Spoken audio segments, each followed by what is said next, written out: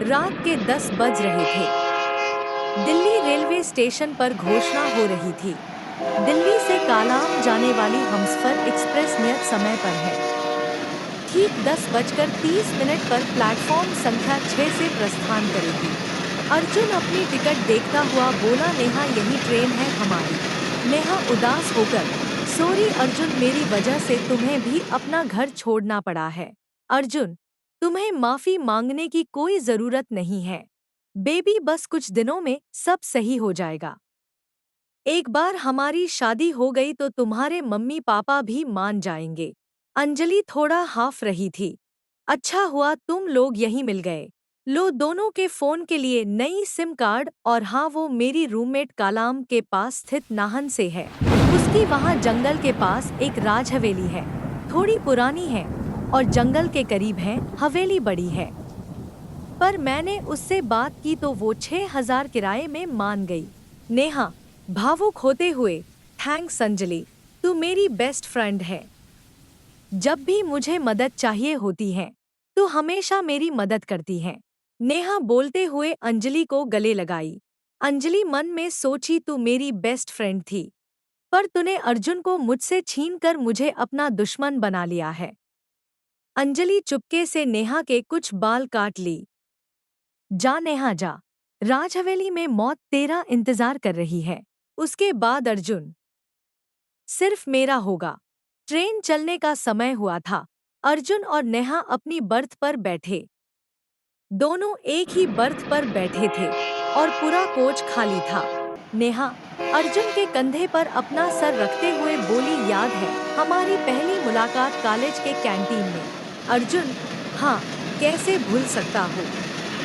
तुम आसमानी रंग का कुर्ता पहने थी और गलती से मैंने काफी तुम्हारे कुर्ते और नोट्स पर गिरा दी थी।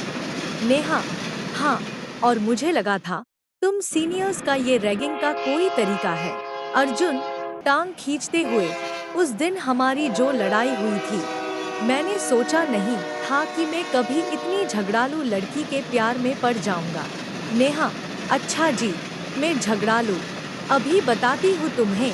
नेहा अर्जुन के कंधे पर धीरे से पंच की और बोली, इतनी झगड़ालू हूँ तो वापस ही चली जाती हूँ। अर्जुन नेहा को अपनी बाहों में लिया। मेरी जान, मैं अब तुम्हें खुद से कभी दूर जाने नहीं दूंगा।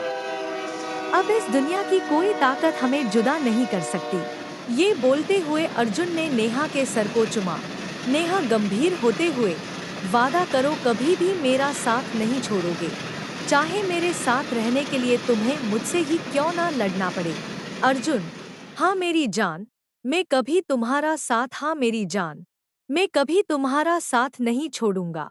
अर्जुन और नेहा ने एक दूसरे को बाहों में भर लिया। इधर दिल्ली में अंजलि सीधे अपनी रूममेट दिशा के पास पहुंची। अंजलि, मैं उसके बाल ले आई। अब तो नेहा मर जाएगी ना। दिशा उससे बाल लेकर एक खोपड़ी के ऊपर रखे और अपने पास से एक पोटली में से मिट्टी निकालकर उन बालों पर मिट्टी डाली। साथ ही अजीब भाषा, प्राचीन हिमालयी भाषा में कुछ मंत्र पढ़ने लगी। अचानक से वो बाल जलने लगे और दिशा के चेहरे पर एक कुटिल मुस्कान आ गई। अंजलि, दिशा बोलना, अब तो नेहा मर जाएगी ना। दिशा, मैंने कब बोला था कि नेहा इसके बाद मरेगी। मैंने कहा था नेहा खत्म हो जाएगी। अंजलि, क्या मतलब। दिशा जोर से हंसते हुए, अब नेहा नेहा नहीं रहेगी। अब उसके दिल, दिमाग और जिस्म पर महारानी वामिका का कब्जा होगा। अंजलि, पर अगर वो मरी नहीं तो अर्जुन मेरा कैसे होगा। वैसे हम वामिका के जरिए नेहा से क्या क्या करवाने वाले हैं। दिशा, फिक्र मत कर, आगे महारानी वामिका सब संभाल लेगी। अंजलि और दिशा अपनी योजना को अंजाम दे रहे थे। उधर ट्रेन में अचानक नेहा थोड़ा असहज महसूस करने लगी। नेहा खिड़की की तरफ देख रही थी। उसे लगा कि कोई औरत उसकी तरफ देख रही है। नेहा अचानक डरकर चीख पड़ी। अर्जुन की नींद नेहा की चीख सुनकर खुली। क्या हुआ नेहा, अर्जुन उससे पूछा। नेहा, अर्जुन, बाहर कोई अजीब सी औरत थी। मैंने खिड़की से उसे देखा। अर्जुन, क्या नेहा, तुमने अपना ही अक्स देखा होगा। देखो बाहर कितना अंधेरा है। और चलती ट्रेन में बाहर का वैसे भी ठीक से कहाँ दिखेगा। अर्जुन खिड़की की तरफ दिखाते हुए बोला। देखो नेहा, बस हम दोनों का ही तो अक्स दिख रहा है इसमें। नेहा सोचने लगी, सच में क्या मैं खुद को देखकर ही डर गई। नेहा सोच में डूबी हुई बाथरूम की तरफ गई। जैसे ही वो फ्रेश होकर आईने में देखी, उसे अपने कंधे पर एक जलने का निशान दिखा। ये निशान, मुझे चोट कब लगी?